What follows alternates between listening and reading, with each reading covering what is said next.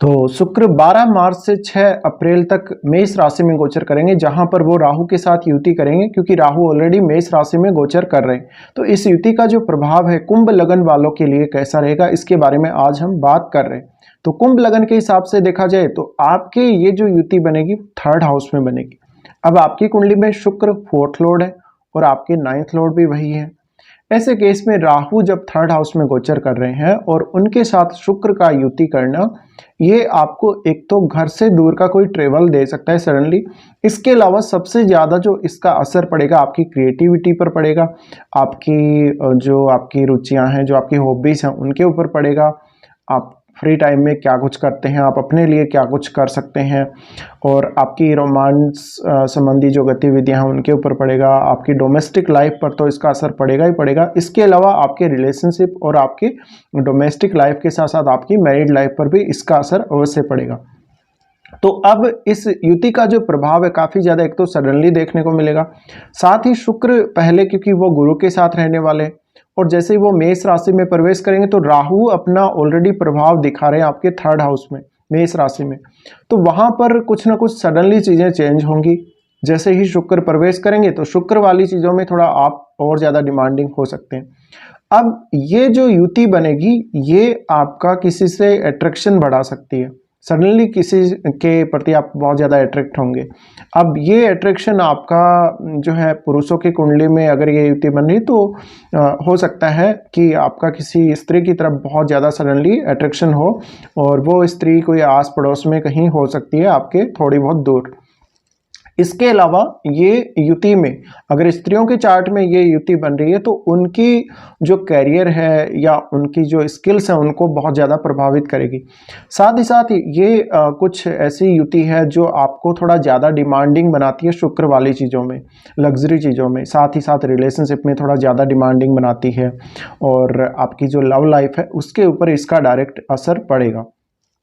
तो अब राहु शुक्र के साथ जब भी युति कर रहे हैं और वो भी 3rd हाउस में, तो आपका कोई ऐसा कनेक्शन किसी से बन सकता है जहां पे आपको ट्रेवल करके जाना पड़े, जहां पर आपको थोड़ा यात्रा करनी पड़े।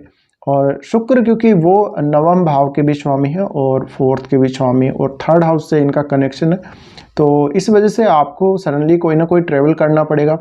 आपका लवर किसी और सिटी में रहता है, आप किसी और सिटी में रहते हैं, तो वहाँ पे आप उससे मिलने जा सकते हैं सडनली।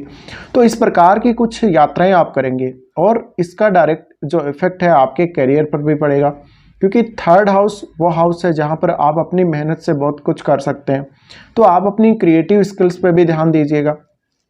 साथ ही चाहे आप पुरुष हैं चाहे आप स्त्री हैं, तो आपके करियर पर अगर आप 3rd हाउस से रिलेटेड कोई भी काम कर रहे हैं, भले ही आप पत्रकारिता के फील्ड में हैं, भले ही आप किसी भी और फील्ड में काम कर रहे हैं, 3rd हाउस का अगर इन्वॉल्वमेंट आपके काम में ज़रूर है, तो इस वजह से आपको काफ़ी नेम फेम मिल सकता है। आपको कुछ क्विकली कुछ ट्रैवल करने पड़ सकते हैं। इसके अलावा आपकी लव लाइफ में बहुत सारे बदलाव आ सकते हैं। लव लाइफ में किसी और की एंट्री हो सकती है, आपका अट्रैक्शन काफ़ी ज़्यादा बढ़ सकता है, आपका अट्रैक्शन किसी और की तरफ हो सकता है।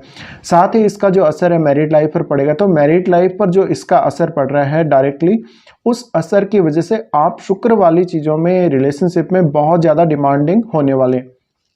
अब ये जब आप डिमांडिंग होंगे तो आपका पार्टनर हो सकता है कि आपकी आवश्यकताओं को पूरा करे भी या ना भी करे, तो आपका कहीं और किसी की तरफ रुझान होना या एक्स्ट्रा मैरिटल अफेयर्स जैसे स्थिति क्रिएट होना, या आपकी लव लाइफ में कोई आ जाना, और इसी तरह से जिनका पहले से किसी के साथ कोई अफेयर वगैरह चल रहा है तो उनका वो अफेयर काफ़ी ज़्यादा सडनली एक तो ब्रेक होने के चांसेस भी हैं, और किसी और की एंट्री होने के भी सडनली चांसेस बनते हैं। तो कुछ ना कुछ परिवर्तन यहाँ पर होंगे, और वो सब कुछ जो भी परिवर्तन होंगे काफ़ी सडनली होंगे, और इसका आभास आपको पहले से नहीं रहेगा। तो यहाँ पर आपको करना क्या है, देखिए कोई भी पर्सन आपके सामने जब आ रहा है तो उसको ठीक से परखने के बजाय आप अगर उसके प्रति कोई भी क्विक अपनी प्रतिक्रिया देंगे, क्विकली आप अगर रिएक्ट करेंगे, तो वहाँ पर हो सकता है कि आपको वो पर्सन चीट भी कर सकता है, क्योंकि ये युति बहुत लंबे समय तक नहीं रहने वाली। ये कुछ ऐसे ही दिनों के लिए, कुछ चंद दिनों के लिए, 1 महीना भी इसमें पूरा नहीं है।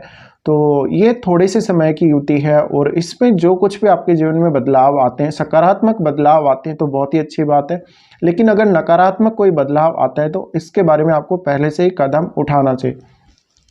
साथ ही आपको अपने जीवन साथी के साथ काफ़ी अच्छे से अंडरस्टैंडिंग बना के चलना है, जीवन साथी को बहुत अच्छे से सपोर्ट करके चलना है। और जो लोग भी इस युति के दौरान लव मैरिज करने का प्रयास करेंगे तो उनकी लाइफ पर बहुत ज़्यादा नेगेटिव असर भी बाद में पड़ सकता है। आपकी सडनली मिसअंडरस्टैंडिंग हो सकती है मैरिज के तुरंत बाद, तो इन सब बातों का आपको ध्यान रखना है।